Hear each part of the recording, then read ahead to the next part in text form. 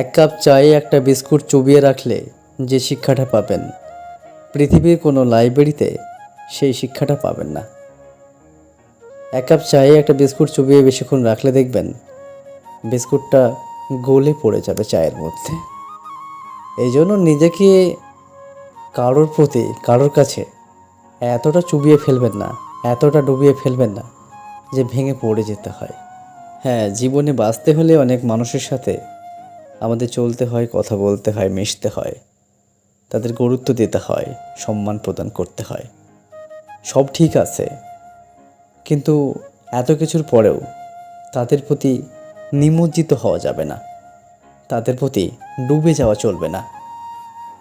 একটা মানুষের সাথে আপনার সম্পর্ক থাকতেই পারে, বন্ধুত্ব থাকতেই পারে, আত্মীয়তা খাতির সব থাকতেই পারে, তাই বলে তার প্রতি ডুবে যাওয়া চলবে না।